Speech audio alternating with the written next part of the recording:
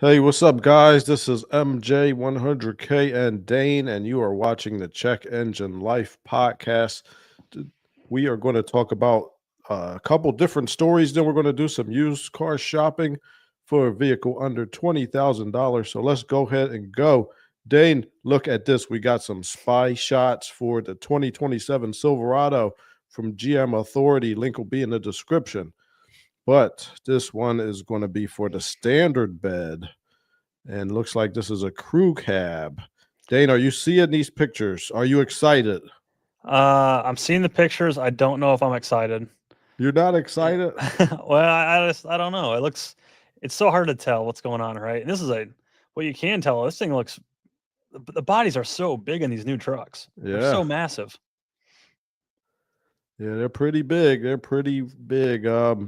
Is this bigger than your 2500 Silverado? Mine's a 2017. So these newer body style trucks are even wider and taller and longer. Like everything's bottom's bigger. They're crazy. Wow, look at that. So they're saying let's see, they can tell because they can look at the flap in the camouflage, which provides access to the gas door on these prototypes. Mm-hmm. They're saying the short bed models have almost no space between this flap and the rear wheel well, Yep. whereas the standard bed truck can accommodate another flap after the one that's there now. So, Yep. all right, here we go. This is the picture. Yeah, so there's basically more metal right between the cab and the wheel arch. Pretty standard between what they're calling. See, the standard bed's about 6.5 feet. Yeah. What they're calling, and that's typically known as a short. Used to be known as a short bed. Now they're calling the short bed's the really small one that's like 5 foot, 5.5 feet. Those Or are a real long, small. right? Where a long bed's 8. So, anyways, the regular bed, 6.5 foot. They're saying that's a little. That's what it looks like versus the shorter bed you typically see on the quad cab trucks, but not always. There was always still the 6 foot bed option on quad cab pickups. So it's just a different All right. trim that they're got out in the road testing.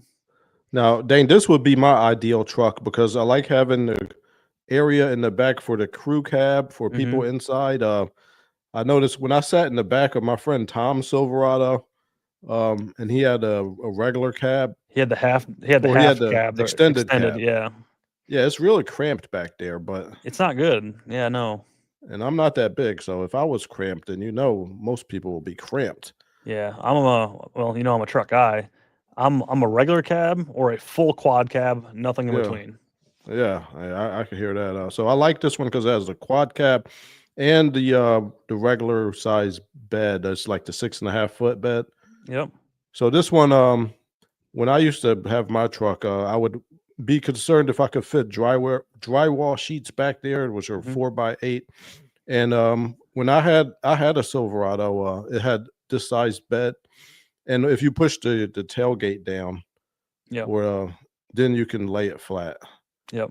and they're not generally going to be going anywhere. So. No, So there we go. Look at the interior, Dane. I'm telling you, they're gonna. It looks that's a like they're big gonna have two screen. screens, My just goodness. like the Colorado. That's just so crazy. No thanks. You don't like the screens? It's too much. I just want gauges and then like a little something for my playing, like my Apple CarPlay, and that's it. Yeah, those days are over, Dane. We have to have No, I screens think everywhere. I think they're coming. I think we're gonna go back to simple gauges, Apple CarPlay, and we're done. No. No more stuff. I don't need massagers on my backside and all that other kind of nonsense. Yeah, I've never even sat in a seat with massagers in it. Oh, really? It's actually pretty nice. Oh, see, now you're talking about. Now you want it. So, friend of mine, I've talked about this guy a while. I don't just never mention him by name, but we went racing last year, drag racing. I basically built his truck and so did a Yeah. lot of the work when we were racing. But anyways, he's got a brand new Denali pickup, and so on the way back, he was telling me how to work all the buttons on the side to make the massager work, and I was playing with it. I was like, oh, okay. So the seats are Yeah. don't only have the massagers, they're also heated and cooled seats. Oh. Pretty nice, especially Oh. after a long weekend at the track and you're running home, need to relax. It was pretty cool. Nice. All right. Well, Yeah. Dane might want the massagers. We'll see if it is not too expensive. Let's look in the comments. see what the people have to say. This guy says, finally, a half-ton worth having. Now put the 6.6 gas motor in it. Next best thing to a 3/4 ton truck. Yeah, 37 upvotes. That is a 3/4 ton truck. What you're describing is a 3/4 ton truck. Yeah. So you think they're going to make the 3/4 ton truck bigger too? Well, the bodies are typically the same between similar between the half ton and the 3/4 ton. So I don't think they're going to do anything much different than they're already doing. But right. what this guy's asking for has never been a thing. All right. Well, this guy says GM has already said the 6.6 is going into the half tons. The What? 6.2 is no longer. That seems crazy. I haven't seen this. I mean, it's pretty cool if they do it, but man, that motor makes a lot of power. That's what people want, man. That's what people want. They want the power. That's true. I like power. I mean, I'm down for this. I just didn't think it was actually going to happen. Yeah. This guy says, wonder if the 6.6 liter is getting hybrid boosted. Oh, people are mixed. 9 upvotes, 9 downvotes. Not sure what that means about hybrid boosted. Yeah, I don't know. Yeah, boosted might not be the right word. Did he mean to put or hybrid or boosted? I think I don't know. I think maybe he just used the wrong word. I think if it gets the hybrid, that will add some torque. Yeah, actually. So that's what truck guys like, right, Dane? You like more torque? I like torque. There you go. So if you get the hybrid, it's not about going green. It's about getting mean. I like that boosted though. That boosted will add torque. Yeah, I don't know. I don't want a turbo. I want a hybrid. What if they put a supercharger on it? Well, I don't need that much power, Dane. That's for you and your maniac friends with 1,000 horsepower trucks. Yeah, they're fun. All right, the last comment. This guy says, please, no more cylinder deactivation, please. Prayer hand emojis. 57 upvotes to 1 downvote. Oh my gosh. Yep. People hate the cylinder deactivation. The truth is in the comments when they say it. The person with the thumb down and drives a Prius. He drives a Prius. This guy says, one of the reasons I bought a Chevy HD instead of a Ram, no DFM or AFM. Maybe he got an older one. That was on earlier ones, yeah. All right. All right, well, that's what we have, people. The Chevy Silverado is coming to your town with the new generation very soon. You think it'll be out this summer, Dane? The 27? No, it'll be out probably well, this summer is 2026. The new models usually come out in August. I guess, yeah, when you say this summer, I guess that's actually a year away. So, yeah, I would think July, August, you'll probably see it. No, this summer is 7 months away. This is November. We're almost in December. November. Oh, yeah, it's like 9 months then. So, like July, August is when you'll see it. Yeah. All right, well, I'm looking forward to that. I'm looking forward to the new engines. Hopefully, no DFM or at least a way to permanently disable it. Dane, let's look at this. Go. Were you going to say something? No, I was like, or they have like a little delete button. You can just turn it off permanently.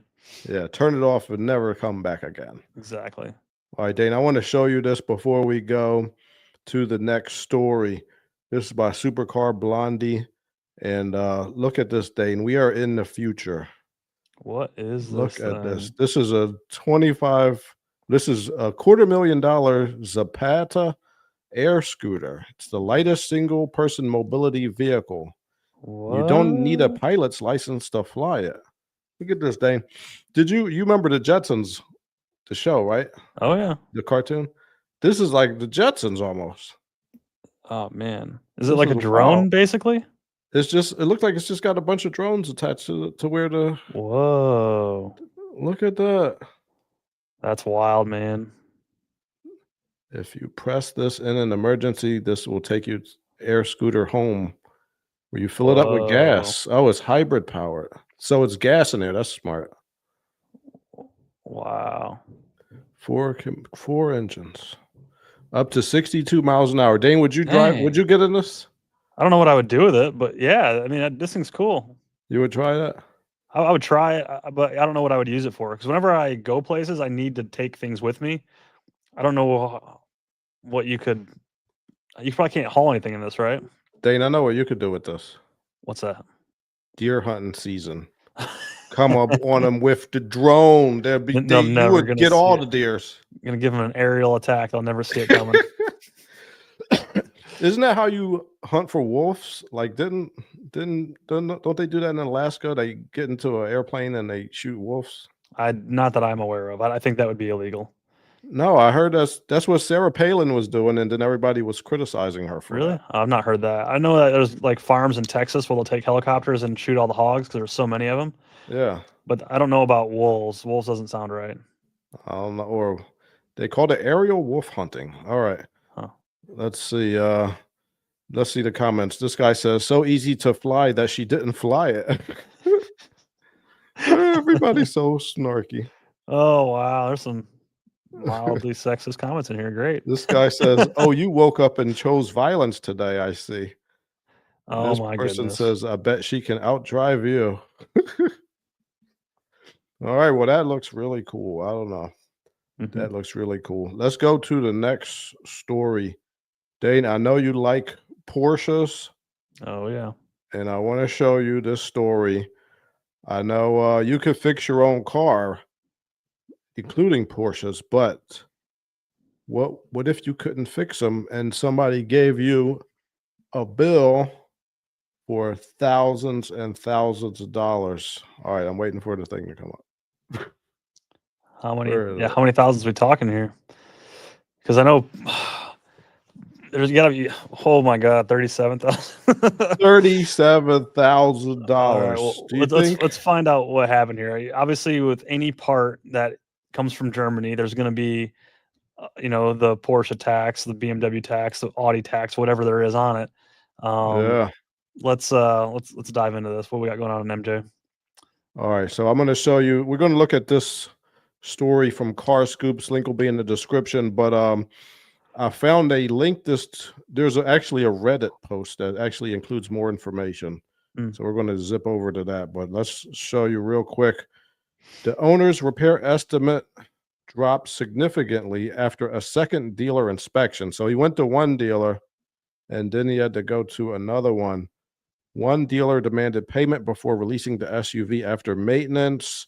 Since one re-inspected, they're saying they fixed something at one dealership, and then a year later, the same problem came back. So that got the bill to go down a little bit. But let's go.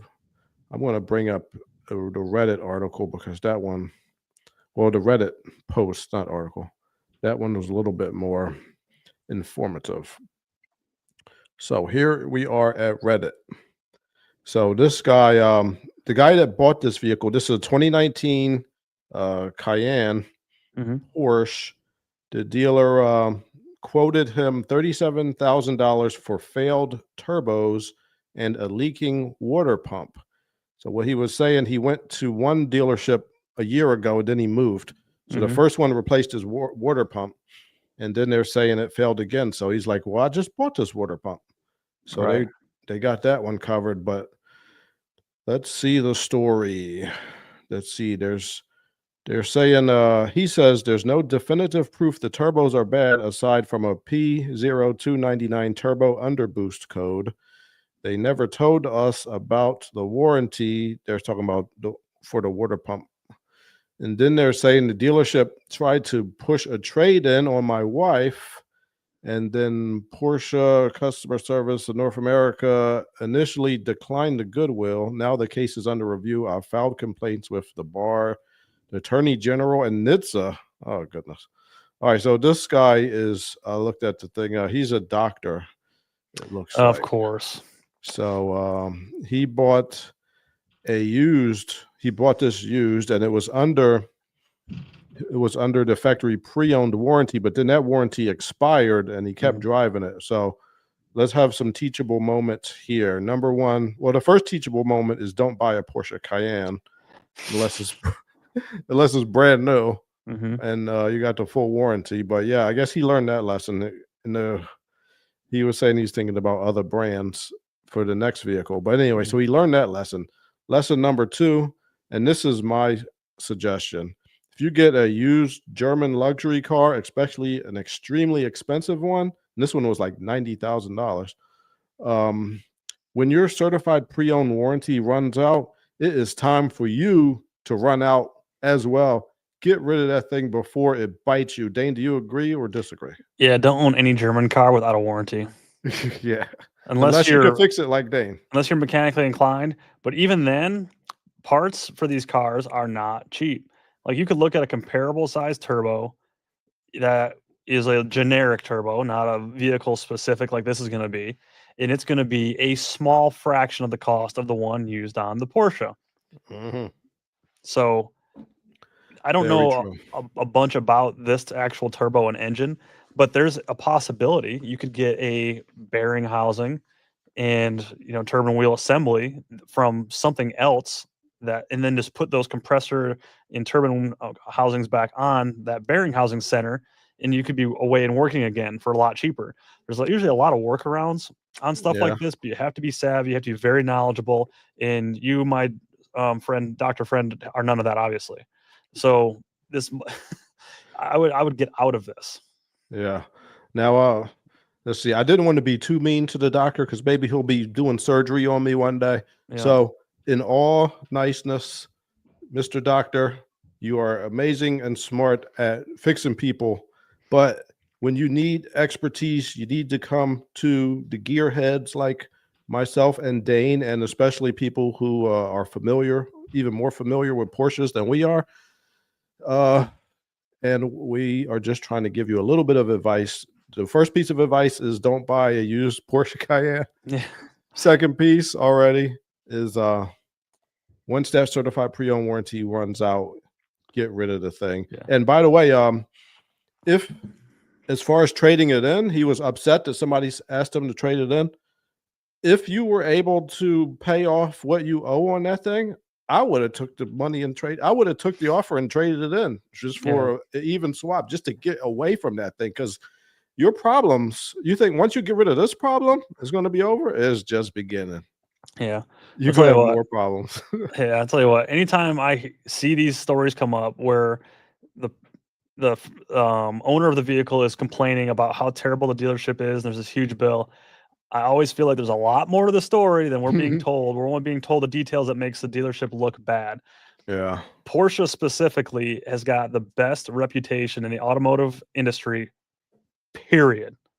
So for what? Reputation for what? For engineering excellence, performance, for steering, handling, build quality. Like they're just like the top. I don't know about that. Well, most critics are going to say Porsche's number one. Build quality is over Lexus?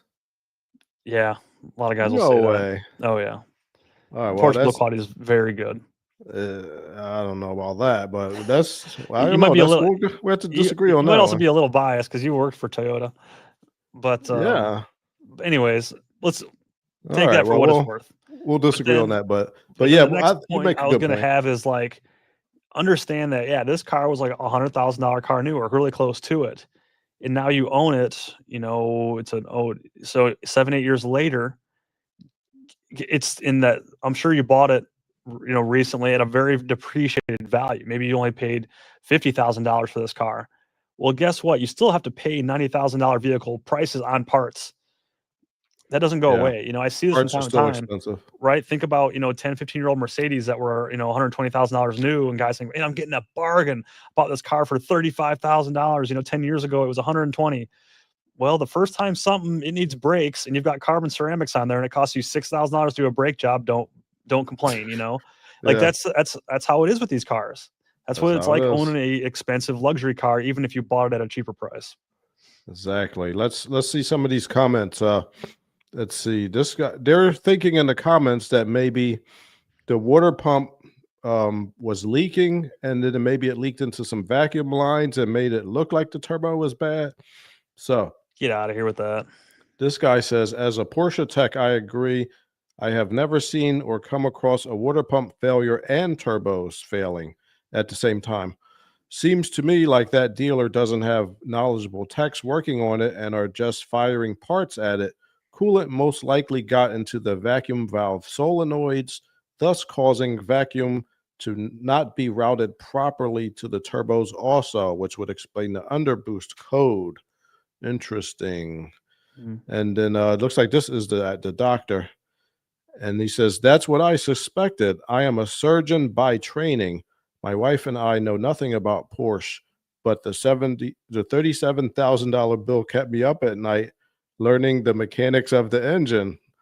And from my Mhm. very limited knowledge, the underboost code can be from various things, but rarely from bilateral turbo failures in a less than 80,000 mile Porsche.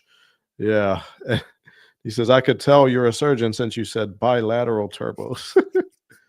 All right. So then he says, both turbos failing at the same time is highly unlikely. I'd be willing to bet they are fine. All right. So skip to the end. It looks at the end, he ended up just replacing one turbo. Hmm. So it looks like the logic of both turbos failing at the same time was accurate. Dane, have you seen two turbos fail at the exact same time? Doesn't that sound a little odd? Not unless there's an engine failure before that ruins the turbos on the way out. No. Say you have you shatter a piston and it goes out the exhaust, and you have a twin turbo set up, then maybe. But like, yeah, no, you're not going to have an issue unless you have an oiling problem, right? So all of a sudden you have like low oil pressure and you're in the bearings inside of both turbos. It's pretty rare. Turbos are very durable. They don't really need much of anything. Yeah. They just need heat from the exhaust to spin, and that's it. As long as Well, you you keep need any foreign coolant objects and out of the exhaust stream, you're not really going to hurt them. yeah. Well, you still got to make sure that your coolant is flushed at the right time because coolant cools them down, and If sometimes they they're have cooled, oil cooling them. yeah. I would imagine they got the turbos are cooled in this. And these cars, maybe, yeah, probably. It's hard to say, but either way, it's just a pass through. It's not Yeah. like there's like any complex anything going on, and it's just a piece of cast with a jacket in it, inlet hole and an outlet hole, and that's it. Like there's not a whole lot going on inside of a turbo. They're super Mm, simple. These are have got to be variable geometry, which yeah. just means the turbo vanes that are spinning in the exhaust compressor housing has a wheel on the outside that'll Mhm. move in and out. That'll direct air at it in a different way, and that's to help it spool faster at low speeds, and then keep the turbo speed up as it engine raises in RPM. Yeah. But again, that stuff's all very robust. Turbos are very simple. All right. All right. Last two comments. This guy says, sounds like an inexperienced technician and service writer. Dealer number 2 may not have known about the repairs that dealer number 1 performed. If there is coolant leaking into the vacuum lines, that may be the cause of your underboost faults. Don't replace the turbos until they've been inspected by a second and hopefully competent Porsche mechanic. Oh. And then the doctor replied, thanks. Ironically, my wife and I were window shopping at Hyundai and Toyota because we thought we were stuck with a lemon. If that independent mechanic hadn't told us to ask about parts warranty, we would have probably traded it in at a loss. Oh, okay, so he would have lost money if he traded it in. Of course. All right. And my suspicion is that the turbos are fine because car was otherwise okay, no smoke, noise, or strange smell, and it had been maintained strictly with Porsche. Okay, so it had been maintained. So yeah, maybe it was unlikely that both turbos went out at the same time. Let's see. I know I saw somebody doing a repair on one of these Cayennes, and the engine bay is extremely crammed up. Oh So yeah. it is very you have to do a lot of work to get things out, replace that. Mhm. All right. So yeah, looks like that's what happens. $9,000 for a water pump is ridiculous. Yeah, Uh, but again, a lot of these are going to be commenting are people that don't understand, Porsches and cars of this caliber too. Like just like you said, there's a lot of stuff in those engine bays. It's not like replacing the water pump on, your old Chevy truck where you can do it in 20 minutes. A lot of stuff yeah, has to come apart. Sometimes on these cars, you need to drop the chassis down. So it's not something that's going to happen fast. yeah. And what's, Porsche shop rate, $250, $350 an hour for technicians. So you got to factor that in too. Mhm. But this is owning this is luxury car problems. Yeah, luxury. This is luxury car. This is not something that Dane and I work with very often. Let's see. I'll work This on your old guy's Porsche Cayenne. You bring it over. I'm a lot Dane. cheaper. Dane, you can fix it. MJ, what can't I fix? I don't know. You tell me. Me neither, but I'm ready to find out. Oh boy, you're gonna find out. All right, well, that's what we have, people. Be very careful when buying used luxury cars. When they are out of warranty, it's time to head for the hills, as far as I am concerned. But let's go to the next story. And this is not a story. We're going to do some used car shopping. Mhm.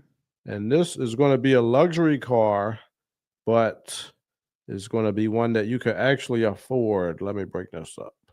I got a whole bunch of nerd research for everybody. Mhm.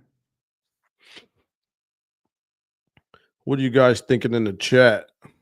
Would you get a used Porsche for $80,000 and then let the warranty run out and still drive it? Please tell me you won't, because that's insane. Yeah. All right. So let's do some used car shopping for a Cadillac Escalade for under $20,000. I'm going to show you an example of a good one, and then I'm going to show you how to make sure that the recalls have all been done. And then I'm going to show you how to find a mechanic to check it out for you before you buy it, because not everything that looks good on the outside is good on the inside. Dane, do you agree with that? 100%. That's right. But let's see. If we want to get an Escalade, we got to get a little bit fancy sometimes. The Escalade is a pretty good vehicle. I like it. And for under 20,000, this is one that I found. This is all right. This one, I'm just window shopping. I'm not promoting this place. So don't go over there and buy it just because I said so. Have to get it checked out first. But this is $18,500. This is the premium, 130,000 miles. I think you can get some more miles. I think you can get another 40 or 50 on here and then go ahead and sell it before it breaks. I'm a big proponent of that. Look at this, Dane. Mhm. Yeah, This they do is look good. nice. Yeah, it looks nice. 2015, so about 10 years old, but it doesn't look old.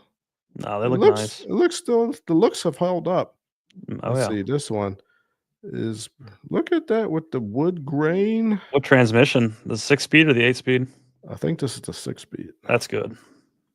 This is the 6. Oh, look at the back. Oh, this is fancy time. Those seats are nice. Man, this is less than what I paid for my Camry. I know. You could have got one of these I instead. could have got this instead. Maybe I should have got this one. Dang, that's what you need, MJ, right here. I know. I need to be more cool. I agree. This is one thing I noticed. It looked like this center console in all these, like the leather is like. Oh, yeah. What's it didn't going on come there? like that, did it? No, it shouldn't. No, it shouldn't be like that. It should be smooth. As I've looked at a few of these today, and they all had that. So I don't know. You might be able to get that fixed at like an upholstery shop or something. Oh, certainly. But that's not a big deal. That could be fixed. But damn, look at this. These seats look so nice. Oh, yeah. They look comfortable, man. Sign me up. Man, you could put the back seats down. Third row too. There's some seats. room. Oh, man. I want this one. But yeah, this one I found. When you go on Car Gurus, you can change the search to one owner and then one owner, no accidents. So I looked at the Carfax. Well, they have some other type of vehicle report. Let me see if I could bring that up. Well, let's see if I could bring that up, because you have to look at these things, people. Oh yeah, this one's got a Carfax. I saw another one, and it had a different type of car maintenance checker, and it revealed that vehicle was originally bought in Canada.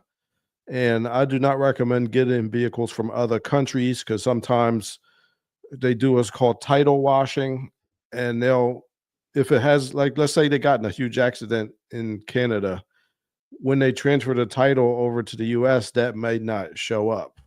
They might transfer the VIN and the miles, and that other stuff won't show up. So that's what they do a lot, to try to rip you off. Because I mean, look, it ain't like there's nobody in Canada that will buy this vehicle. Like, they got to send these vehicles over to the US. Somebody bought it in Canada when it was new. Let it stay in Canada.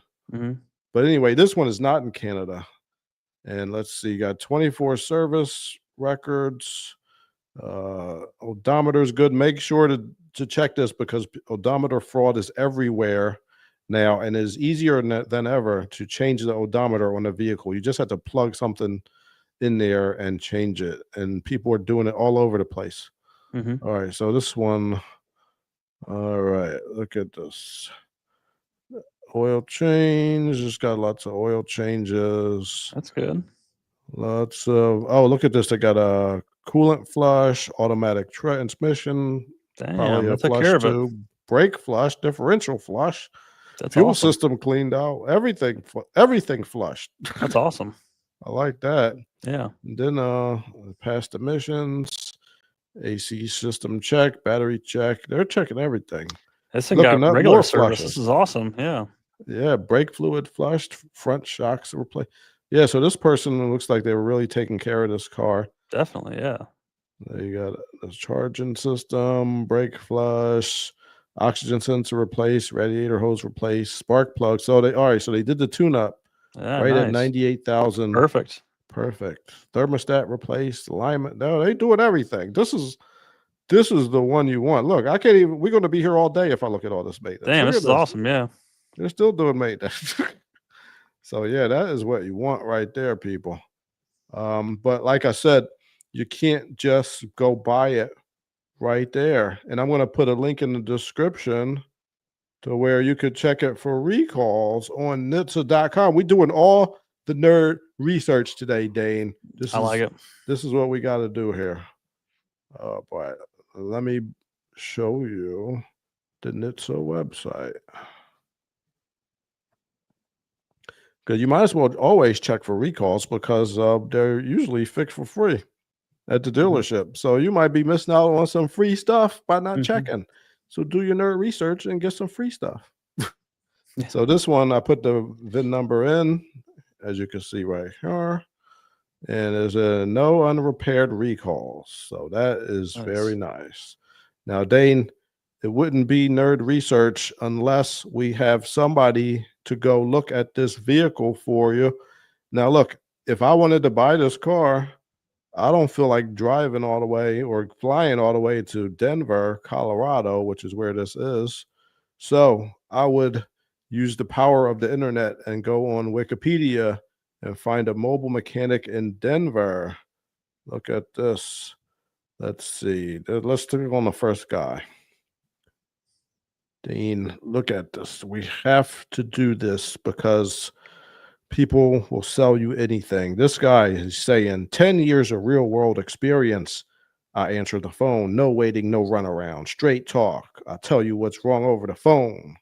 Save money. Fair prices, honest work. Same day service. I don't waste time. Whether it's no start brakes, alternator, or general diagnostics, I'll take care of it fast. I'll treat your car like it's my own. That's what I'm talking about.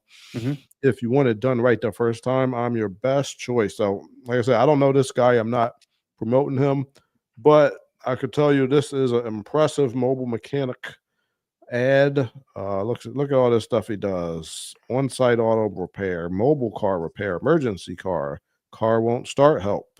Same day auto repair, mobile diagnostics, transmission, brake. Guys do everything. Looks like he does it all. That's good. Yeah. I mean, check us out on his Instagram, talk to other people that have used this guy, and see what they say about his service. But yeah, this is, if you're going to buy a car out of state, even if you're buying a car in your own neighborhood, get a guy like this to help you out. Yeah, look at this. ASE certified, Dane. I like that. Perfect. I'm also ASE certified. I want to know which ones he has. I used to be. I got 4 out of 8 right now. I'm trying to get them all back. Really? I let mine expire back in 2011. I know. I let mine expire too. I had to research. Yeah.